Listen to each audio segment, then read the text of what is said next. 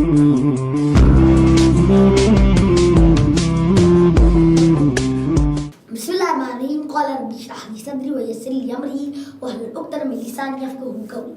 Assalamu alaikum wa rahmatullahi wa barakatuh. My name is Zidane Hamid, 8 years old, and today is the 29th of Ramadan and one day remaining before Ramadan ends. And now, hope your Ramadan is going healthy, wealthy, and wise. Hope you have collected a lot of rahmahs and barakahs in this month and being trained socially, psychologically, mentally, physically to ward off evils for the next 11 months. And today we're going to do a short tafsir of Surah Al Kahf. And Surah Al Kahf, it's not a Madni surah. It has 110 verses, which is just like the pair of Surah Bani Israel and Surah Al Kahf. Surah Bani Israel, it has 111 verses. Difference of only one verse. It is a Makki surah. So let's start. This is one of my favorite surahs in the Qur'an. We're going to do 10 verses of it today. So let's start.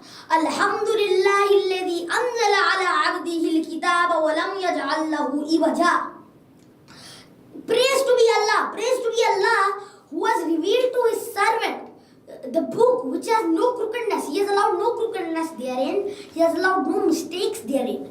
Because the Qur'an, it is a revelation which has no mistakes in it. And it said in other surahs in the Quran, I will mention Surah Nisa, chapter number 4, verse number 82, that if it was having so much of so many mistakes, it would be written other than Allah. Had it been written other than Allah subhanahu wa ta'ala, it would have a lot of mistakes in it. And it is said that Allah subhanahu wa ta'ala, it is His revelation, it is His book, it is the Quran, and He has put no crookedness therein. He has allowed no crookedness, and there is no mistakes therein, because He has sent a divine revelation, a miracle, a divine revelation, and that's why it has no crookedness therein. Then the second verse, قَيِّمًا لِيُنْذِرَ بَأْسًا شَدِيدًا. And this book warns, this book is a guide for everybody. And it said in Surah Al-Mursalat, chapter number 77, verse number 50, فَبِأَيِّ حَدِيثٍ بَعْدَهُ يُؤْمِنُونَ, and in which guide after this they will believe. And over here it said, قَيِّمًا لِيُنْذِرَ بَأْسًا شَدِيدًا. It is warning people. And whoever gets warned, whoever gets scared, whoever knows that we are going to be given the bad contents of hell, the entirely scary contents of hell, and to be saved from that, what to do? He will be given a reward, and it has been warned. And the person who doesn't believe in any warner, they will learn by experience on that day. And just like it said in Surah Al-Mulk, every time, كُلَّمَا أُلْقِيَ فِيهَا فَوْجٌ سَأَلَهُمْ خَزَنَتُهَا أَلَمْ يَأْتِكُمْ نَذِيرٌ. And every time a group will be cast therein, their gatekeeper will ask, didn't the warner come to you? And then they will say, قَالُوا بَلَا قَدْ جَاءَنَا نَذِيرٌ فَكَذَّبْنَا وَقُلْنَا مَا نَزَلَ اللَّهُ مِنْ شَيْءٍ. And they will say that, oh yes, the warner came to us, but we disbelieved in him, and we said Allah subhanahu wa ta'ala has created nothing. And then فَاعْتَرَفُوا بِذَنْبِهِمْ فَسُوقًا لِأَصْحَابِ السَّعِيرِ. And then they will confess with the sin, but far will be their forgiveness. They will be put into the hellfire. And that Ba'san Shadida is being told over here, and there will be series of destructions on that day. And those people who won't believe, they learn by experience, and it will be خَاشِيَةً أَبْصَارُهُمْ تَرْهَقُهُمْ ذِلَّةٌ ذَلِكَ الْيَوْمُ الَّذِي كَانُوا يُوعَدُونَ. This was the day which they were promised, and that's what it said right now. بَأْسًا شَدِيدًا. That's that بَأْسًا شَدِيدًا. مِنْ لَدُنْهُ وَيُبَشِّرُ الْمُؤْمِنِينَ. And give glad tidings to the believers. And who are those people who will be given the glad tidings? Who believe in Allah subhanahu wa ta'ala, who believe in the Qur'an, who believe in the Malaikat, who believe in the day of resurrection, who believe in all the prophets. Those are the people. Those are the people who will be given glad tidings, and those will be given they will be given a reward, and then it will be said to them, كُلُوا وَاشْرَبُوا هَنِيًّا بِمَا كُنْتُمْ تَعْمَلُونَ. And you eat and drink and enjoy, because this is a reward for you, what you did in the worldly life. إِنَّا كَذَلِكَ نَجْزِي الْمُحْسِنِينَ. And indeed, we reward the believers. This is how we reward the believers. And I can give you the descriptions of the paradise. You see it in Surah Rahman. There's a whole surah on it, and it's Surah Al-Insan. And the person who is not addicted to the worldly life, and who knows that this worldly life is not eternal, who knows that the akhirat is better, and we should do good deeds in the worldly life. We should do hard work in the worldly life, and then we will get a reward. He is the person who has passed the test, and the person who thinks that the worldly life is eternal, he has failed the test. It's said in Surah Al-A'la, indeed the worldly life is, indeed the akhirat, it's more better than the worldly life. And this is said in the scriptures of Ibrahim and Musa. Then, وَيُبَشِّرُ الْمُؤْمِنِينَ الَّذِينَ يَعْمَلُونَ الصَّالِحَاتِ أَنَّ لَهُمْ أَجْرًا حَسَنًا. And it's, the same thing what it said. Those people who do what? And that's the qualities of them. Who believe and do and have and work, and they do righteous deeds. They do righteous deeds. And they will be given a good reward. And I told you what we said to them. Then the third verse, it's now saying that this is a uncut reward. This is a reward which will be uncut. This is Baqisina fiha abada. They will live in it forever. They will abide in it forever. And just like it's in Jahannam too, it said in Surah Al-A'la that they will live in Jahannam and they will not die, or they will wish to die. They will wish to be died, or they will not die, nor they will live. And that day they will abide in it forever. And in Jannah, those people who are the Salihun, they will also abide in it forever, and that's how it will go on forever and forever, ever. It will go ever, forever. Makithina fihi abada. And then fourth verse. Now it is telling to the people, it's warning the people that you will learn by experience. وَيُنْزِرَ الَّذِينَ قَالُوا اتَّخَذَ اللَّهُ وَلَدًا. Now it's telling those people who are the disbelievers, who were saying that Allah has taken a son, warn to them, they are just wrong. They don't see, they're blind. This is tell me, this is the straight way. And a person, if he's blind, he's having an iron cap on his head, he doesn't let the blessings come in his head, he has an iron cap on his head, then he'll be blind, he can't see anywhere. That's what is being addressed to them. مَا لَهُ بِهِ مِنْ إِلْمٍ وَلَا لِآبَائِهِ.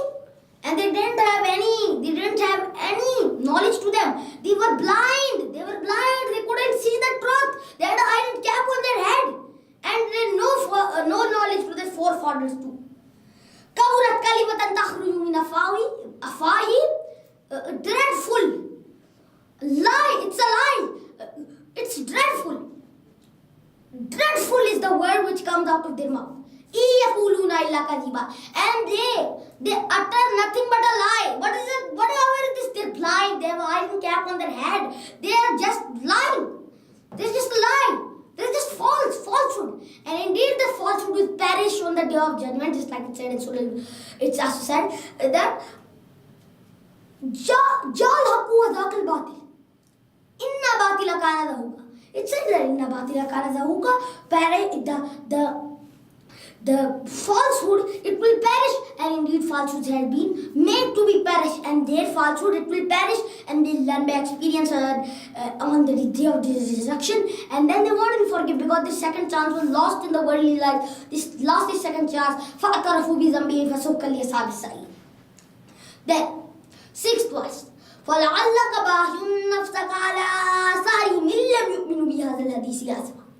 And indeed, if they do not believe in this message, you will perhaps kill yourselves sorrowing over them. If they do not believe in this, you will kill yourself sorrowing over them. فَلَعَلَّكَ بَاخِعٌ نَفْسَكَ عَلَىٰ آثَارِهِمْ إِن لَّمْ يُؤْمِنُوا بِهَٰذَا الْحَدِيثِ أَسَفًا.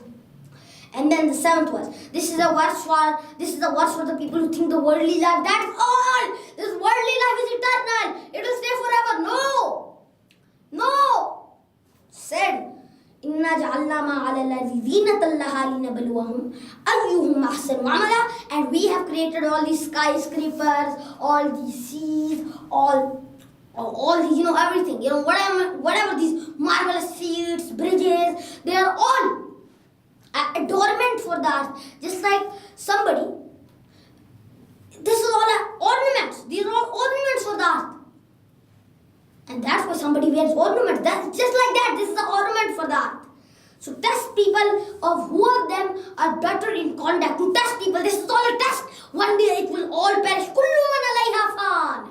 It said in Surah Rahman, Kullu man alayha fan. Kullu man alayha fan. That everything on this earth will perish. Just like it said over here, this all adornment will perish on that day. This is just a test. This is a test, and whoever will pass this test, he will have what it said in the earlier verses Surah Al Kahf I told you, and the one who is the Salihun, he will be given a reward, and then the one who is disbelievers, then they will have their own punishment. Then the 8th verse. وَإِنَّ لَجَعِلُونَ مَا عَلَيْهَا صَعِيدًا جُرَزًا.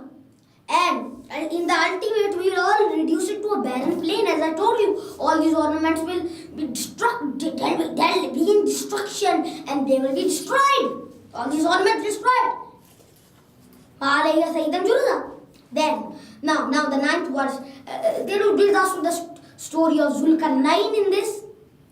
In Surah Al Kahf, the story of Khidr and Musa, which is in the other verses, in the middle and the end. But this in the start, this verses 9 to 25. The verses. This is the story of the Kahf. Am hasibta anna ashab al-kahfi war-raqimi kanu min ayatina ajaba. And do you think the people of the cave and the inscription were one of our wondrous signs? And now let me explain the story to you, if you are wondering in case.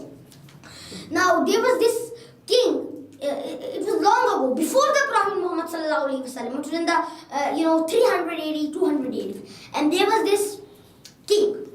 That time the Roman Empire was pagan. It was not Christian yet. And on that time the Roman Empire was pagan, and there was this Roman emperor. I might have told you, you might remember that I told you that what gods the Romans worshipped. They were polytheists. Let's just say that. They had a lot of gods. Now, over here, there was this king. And at that time, the religion of Isa alayhi salatu wassalam spread out. Christianity spread out. At that time, there was no Prophet Muhammad sallallahu alaihi wasallam didn't come. And that time, Christianity spread out a lot. The religion of Isa alayhi salam. And it spread out a lot.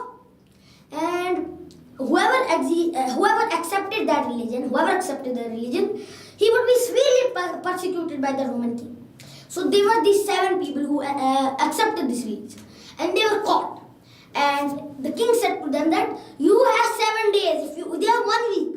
If you don't revert to paganism in 1 week, we will stone you to death. Then they went away. They went into a cave. And then they said, let's see, our Lord will decide what will happen. So they fell asleep. And then over here, it said, is awal fityatu ila al-kahfi wa qalu rabbana atina min ladunka rahmah wa hayya lana min amrina rashada. They prayed to their Lord, oh Lord, grant us mercy from yourself and provide us for us rectitude in our affairs. And then what happened? I'm going to tell you in the 11th verse. Let me just finish the story. Then they slept. And Allah subhanahu wa ta'ala made all the 7 people, even their dog, sleep in a cave. And they just tossed and turned sometimes, and they didn't wake up. And they slept for 300 years. And some people say it's 310 years, but whatever. They slept for a really long time. Whatever you agree with, we have to put this. This is a miracle. That the true statement is, whatever you say is 250, 300, 310, they slept for a really long time. And after that really long time, it said in the 11th verse, فَزَرَبْنَا عَلَىٰ آذَانِهِمْ فِي الْكَهْفِ سِنِينَ عَدَدًا. And we put them to sleep in that cave for a number of years. And then when they woke up after 300 years, they were saved. They thought, maybe we slept a part of the day, dawn to dusk, because they slept in dawn and they wake up to dusk. So they thought we just slept some hours and we woke up for a part of the day, 1 day or 5 days, 4 days.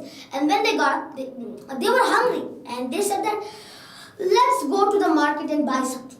And they had their old currency, 300-year-old currency, and they went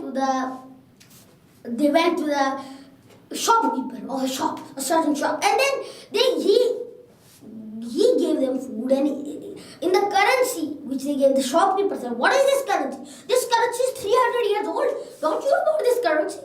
This currency is 300 years old. This might be a treasure. And that's how they got, how this was not, they didn't sleep a part of their day, they slept 300 years. And in that time, the whole Roman Empire was Christian, Constantine came, and you know what happened. And that was all history. Now, paganism was finished.